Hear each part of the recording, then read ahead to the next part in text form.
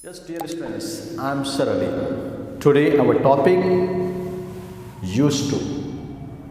हम पहली वीडियो में पढ़ चुके हैं, वहाँ पर था used to किया करता था, जिसकी हमने एग्जाम्पल ली थी कि I used to play cricket. यहाँ पर हम used to को एक दूसरे अंदाज में यूज कर रहे हैं। यहाँ used to का क्या है? आदि होना। देखें डियर स्टूडेंट्स, आप अक्सर देखते होंगे कुछ लोग उर्दू में बात करते करते फ़ौरन एक जुमला इस्तेमाल करते हैं, हम तो यूज्ड टू हैं, या हम जैसे कहते हैं हम तो आदी हैं, या हम तो यूज्ड टू हैं। यहाँ पर यूज्ड टू है क्या? यहाँ पर फंक्शन बेसिकली यूज्ड टू का मतलब आदी है, यानी कोई ऐसा काम या कोई एक ऐसी बात जिसको हम डिस्कस कर रहे हैं कि करते करते करते वो उस चीज़ का आदी हो चुका है। तो वहाँ पर भी हम यूज्ड टू को अपनी कम्युनिकेशन में यूज़ करते हैं। यहाँ ये क्या है? फॉर्मूला क्या है इसका? सब्जेक्ट क्या है? Subject is am are, according to subject हमारा इज या एम या आर हेल्पिंग वर्ब लगेगा, और उसके बाद used to plus verb ING form. अब पिछली वीडियो में क्या था? यूज वहाँ पर डिफेक्टिव वर्ब के तौर पर था, और उसके बाद जो टू था वो infinitive, and after infinitive we use first form of the verb. Clear है दिस पॉइंट?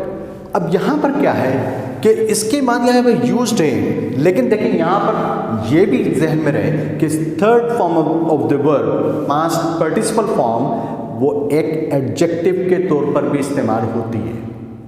तो यहाँ पर ये यूज्ड क्या है? एडजेक्टिव है। और टू क्या है?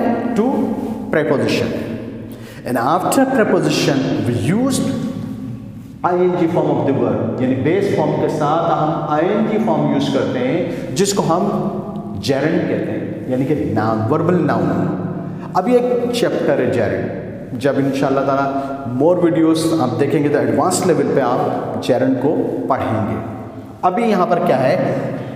एक सेंटेंस है, you are used to learning English, आप इंग्लिश सीखने के आदी हैं। देखिए इस सेंटेंस को अगर हम आसान तरीन जुमलों में बोलें, वो ये क्या है कि you are habitual to learn English.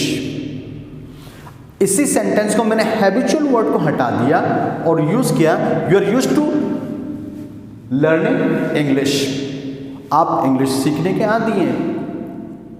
यहां तक बात क्लियर है? या दूसरा एक सेंटेंस हमने ये लिया, you are used to taking exercise, you are habitual to take exercise, आप एक्सरसाइज करने के आदी हैं। सिंपल हमारा सेंटेंस, एफर्मेटिव सेंटेंस, सिंपल हमारा सेंटेंस था कि you are used to taking exercise और you are habitual to take exercise.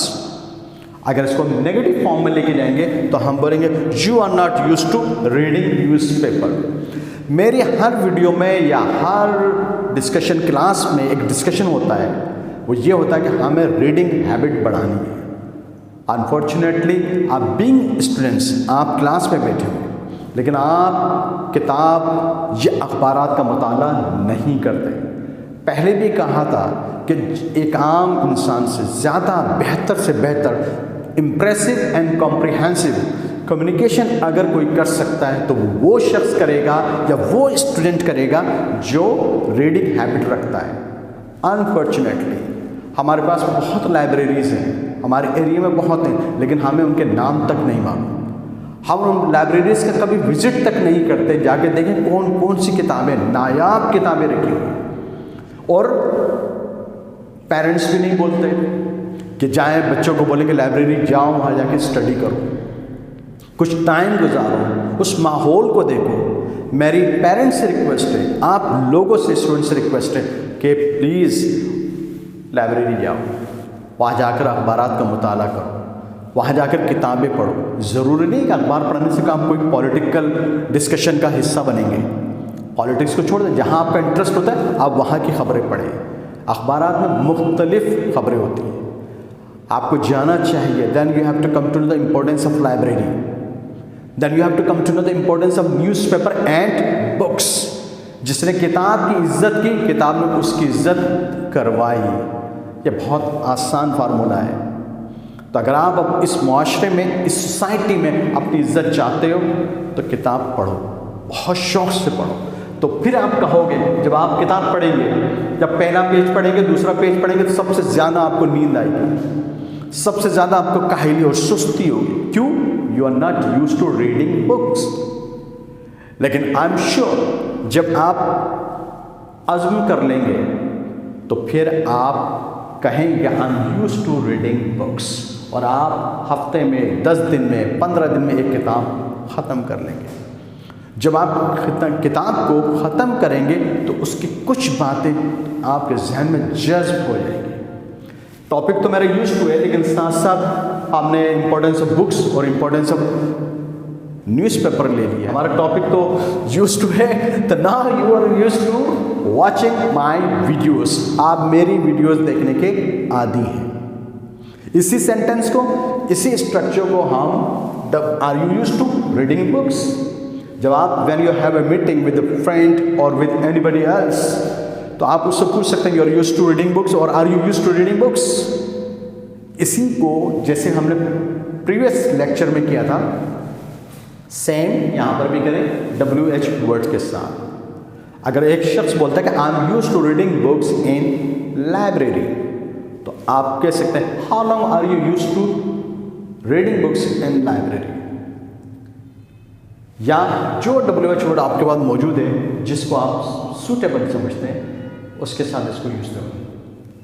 एक क्रिटिकल क्वेश्चन आपके साथ हो सकता है, कुछ लोगों की नज़र में लाइब्रेरी की या रीडिंग की कोई अहमियत नहीं है। आप जितनी भी बातें करके देख लें उनके साथ, वो कहते हैं इसकी कोई अहमियत नहीं है। और अगर आप पढ़ते हैं तो लोग आपको पुश करते हैं कि ये आप ना पढ़ें। तो वही, why are you used to reading books यार? If you have a newspaper, मैं I still remember one point, जब मार्केट जाते थे तो अखबार ख़रीदते थे, तो कुछ लोग उनमें से डॉन इंग्लिश न्यूज़पेपर ख़रीदते थे, और आप यकीन करेंगे उनका चलने का अंदाज भी होता था, यानी कि डॉन अखबार लेके जा रहे हैं। तो जो लोग समझदार ये देखते थे तो वो कहते थे यार now he is reading English newspaper. It very simple, it means he is educated. Symbol of education. It means simple. You can understand it. The value of reading English newspaper. Now I'm used to delivering my lectures. I'm used to teaching English. Clear है this point? आपके पास एक variety आ गई अपनी बात को explain करने की या अपनी बात को एक्सप्रेस करने की, कि I am habitual to play cricket, और हमने के स्ट्रक्चर के साथ यूज किया तो क्या है, I am used to playing cricket. You can take my example. I'm used to teaching English. I'm habitual to teach English. Clear my point? Thank you.